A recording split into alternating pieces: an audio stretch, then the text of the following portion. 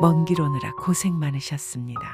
안녕하세요. 여러분의 편안한 노후 생활을 위해 함께 걸어가는 편안한 시니어입니다. 어머니, 손주 봐주세요. 반찬해주세요. 집 치워주세요. 혹시 오랜 세월 함께해 온 가족이라는 이유만으로 그냥 지나가자, 참자 하며 살아온 분 있으신가요? 부모와 자식 간의 관계는 세상에서 가장 끈끈한 유대 중 하나지만 때로는 그 유대가 오히려 삶을 더 힘들게 만들 수 있습니다. 여러분이 헌신적으로 키운 자식이 어느 순간부터 부모의 마음을 아프게 하고 심지어는 부모의 삶을 망가뜨릴 수도 있다는 사실이 점점 더 다가온다는 생각을 한 번이라도 해보신 적 있으신가요? 마하트마 간디는 한 사람의 성격은 그의 운명이다 라고 말했습니다. 이 말처럼 자식의 성격이 부모의 삶과 미래를 좌우할 수도 있습니다. 자식이라도 그들의 성격이 지나치게 위험하거나 독성이 강하다면 부모로서 그 관계를 끊어내는 결단을 내리는 것이 필요할 수도 있습니다. 하지만 이 결정을 내리는 것은 결코 쉬운 일이 아닙니다. 오늘 영상에서는 자식이라도 반드시 끊어내야 할 성격 유형 5가지를 다룹니다. 이 이야기들은 듣기에 불편할 수 있지만 건강한 관계를 위해서는 알아두어야 할 중요한 정보입니다. 어떤 자식이든 다 받아주는 것이 부모의 역할이라고 생각할 수 있습니다. 하지만 이러한 관점이 오히려 여러분의 삶을 더 고달프게 만들고 있을 것입니다. 가족이기 때문에 더 큰 상처를 줄 수 있는 위험한 성격들, 그리고 그로 인해 삶이 무너질 수도 있다는 사실을 생각해 보셨거나 한 번도 안 해보신 분들 모두 영상을 반드시 시청해 주세요. 오늘 우리는 이런 어려운 질문들을 함께 고민해 보려 합니다. 자식이라도 손절해야 할 순간이 찾아올 수 있습니다. 영상 끝까지 함께하며 여러분의 가정을 지킬 수 있는 방법을 찾아보세요. 1. 폭력적인 성향. 남의 집 귀한 자식들 데려왔더니 폭력으로 맞아서 온몸이 상처투성이라면 그것이 사람이 할 짓입니까? 사랑하는 자식이지만 때로는 그 사랑이 오히려 부모의 안전을 위협할 수 있다는 사실을 생각해 보세요. 폭력적인 성향을 가진 자식이 부모에게 가하는 신체적 또는 심리적 폭력은 결코 가볍게 넘길 문제가 아닙니다. 프리드리히 니체는 폭력은 약자의 마지막 수단이다 라고 말했지만 그 폭력의 대상이 부모라면 상황은 더욱 심각해집니다. 어느 날 갑자기 자식이 언성을 높이며 부모를 위협하거나 심지어 손을 드는 상황을 상상해 보세요. 혹은 지속적으로 부모의 감정을 짓밟고 모욕적인 언사를 일삼는 자식이 있을 수도 있습니다. 이런 상황에서 부모의 사랑으로 모든 것을 감싸 안는 것이 과연 옳은 일일까요? 부모라는 이유로 이런 폭력을 묵인하는 것이 오히려 상황을 악화시키는 건 아닌지 고민해 봐야 합니다. 폭력적인 성향은 단순히 분노를 표현하는 방법을 잘못 배운 것 이상입니다. 이는 타인의 안전과 존엄성을 심각하게 위협하는 문제입니다. 특히 부모와 자식 간의 관계에서 이러한 폭력이 발생할 때 부모는 자식이기 때문에 참아야 한다는 생각을 버려야 합니다. 이런 경우에 거리를 두는 것이 필요할 수 있습니다. 예를 들어 자식이 지속적으로 폭력을 행사하며 부모를 통제하려 할 때 이는 단순한 가정 내 갈등을 넘어선 심각한 문제로 발전할 수 있습니다. 이미 자식이 가정을 꾸리고 있다면 그 폭력이 나에게만 일어나는 일은 절대 아닐 수 있습니다. 그 말은 즉슨 이미 새로운 가정에서도 부부간에 자식 간의 폭력이 일어나 또 다른 피해자가 나타나고 있을 수 있습니다. 내 하나뿐인 손주들이 다치고 있다는 생각을 해보세요. 어린아이들은 죄가 없습니다. 부부간의 폭력도 절대 넘어갈 수 없습니다. 남의 집 귀한 자식들을 데려왔더니 폭력으로 맞아서 온몸이 상처투성이라면 그것이 사람이 할 짓입니까? 우리는 종종 가족이니까 참아야 한다는 사회적 통념에 얽매이기 쉽습니다. 하지만 가족이라는 이름으로 용납할 수 없는 일들이 있습니다. 폭력은 그중 하나입니다. 자식의 폭력적인 성향이 부모의 삶을 피폐하게 만들고 그들의 안전을 위협하는 상황이 지속된다면 과연 부모의 역할이란 무엇일까요? 자식이라도 그로 인해 자신의 삶이 무너지고 있다면 그 관계를 재고할 필요가 있습니다. 부모로서 자식을 사랑하는 것은 당연하지만 그 사랑이 스스로를 해치게 만들지 않도록 경계해야 합니다. 자식의 폭력적인 행동이 반복된다면 그 상황에서 벗어나는 것이 여러분의 안전과 정신 건강을 지키는 첫걸음일 수 있습니다. 혹시 지금 이러한 문제를 겪고 계시다면 지금이라도 그 관계를 다시 한번 생각해 보시길 바랍니다. 2. 지나친 이기주의자. 혹시 자식이 항상 자기 자신만 생각하고 부모인 여러분의 감정이나 필요를 전혀 고려하지 않는다고 느껴본 적이 있으신가요? 자식이기 때문에 부모로서 그들의 요구를 들어주는 것이 당연하다고 생각하면서도 마음 한편으로는 서운함과 허탈감을 느끼고 있지는 않으신지요? 손주 봐달라, 반찬해달라, 집 청소 좀 해달라, 자기들은 여행 가며 부모에게 부탁하는 것은 당연한 것인 것 마냥 대하는 자식들이 있습니다. 지나친 이기주의를 가진 자식은 부모의 헌신과 희생을 마치 당연한 것처럼 받아들이며 오히려 더 많은 것을 요구할 수도 있습니다.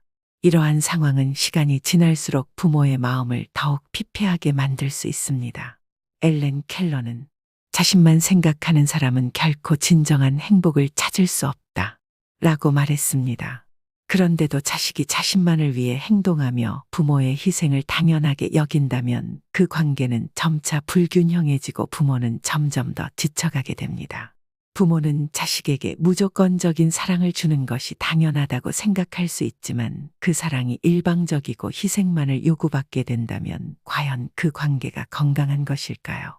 자식이 자신의 욕구를 채우기 위해 부모의 시간, 돈, 정서적 에너지를 끊임없이 요구하면서도 부모의 필요나 감정을 전혀 고려하지 않는다면 이는 이미 경계선을 넘어선 것입니다.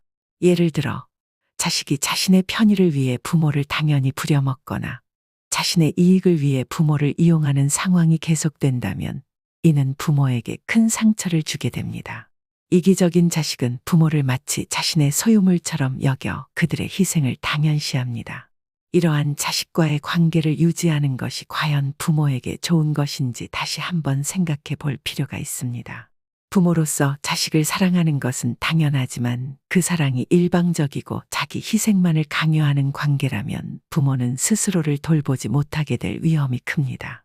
부모의 희생을 당연하게 여기는 자식에게 언제까지나 맞춰주는 것이 결코 정답은 아닙니다. 자식에게 사랑을 주는 것은 중요하지만 그 사랑이 건강한 관계에서 이루어져야 합니다. 자식이 부모의 감정과 필요를 전혀 고려하지 않고 오로지 자신만을 위해 행동한다면 그 관계를 재고해 볼 때가 된 것입니다. 혹시 지금 이와 같은 문제로 고민하고 계신다면 여러분의 행복과 삶의 균형을 되찾기 위해 어떤 결정을 내려야 할지 깊이 생각해 보시길 바랍니다. 3. 부모를 무시하는 사람. 혹시 자식이 여러분의 조언이나 의견을 무시하고 전혀 존중하지 않는다고 느낀 적이 있으신가요? 부모로서 오랜 경험과 지혜를 바탕으로 자식을 위해 충고를 해도 그들이 이를 귀담아 듣지 않고 무시할 때 그 상처는 깊이 남을 수 있습니다. 자식이 부모의 의견을 존중하지 않고 자신이 옳다고만 주장한다면 그 관계는 점차 멀어지고 심지어는 깨질 수도 있습니다. 존중이 없는 곳에 사랑도 없다 라는 말처럼 부모와 자식 간의 관계에서도 존중은 매우 중요한 요소입니다. 부모는 자식이 잘 되기를 바라는 마음에서 조언을 아끼지 않습니다. 하지만 자식이 이러한 조언을 귀찮게 여기거나 심지어 무시한다면 부모는 큰 상처를 받을 수밖에 없습니다. 자식이 성인이 되어 독립적인 생활을 시작하면서 부모의 의견을 덜 중요하게 생각할 수는 있지만 이를 완전히 무시하는 태도는 부모와의 관계를 심각하게 훼손할 수 있습니다. 예를 들어 중요한 결정을 내릴 때 부모의 의견을 아예 듣지 않거나 부모의 충고를 비웃는 상황이 반복된다면 이는 부모에게 큰 실망과 아픔을 안기게 됩니다. 이러한 태도를 가진 자식은 부모를 단순히 나이든 사람으로만 여기고 그들의 경험과 지혜를 존중하지 않으며 자신만의 길을 고집하게 됩니다. 이런 행동은 결국 부모와 자식 간의 깊은 균열을 초래할 수 있습니다. 부모가 아무리 자식을 사랑해도 존중받지 못하고 무시당하는 상황이 지속된다면 그 관계는 자연스럽게 멀어질 수밖에 없습니다. 부모와 자식 간의 관계는 상호 존중을 바탕으로 유지되어야 합니다.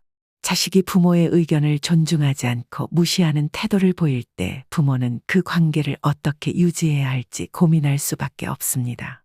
자식이 부모의 말을 경청하고 그들의 경험을 존중할 때 비로소 건강한 관계가 형성될 수 있습니다. 하지만 자식이 부모를 무시하고 그들의 조언을 가볍게 여긴다면 부모는 자식을 어떻게 대해야 할지 깊이 고민해야 할 순간이 온 것입니다.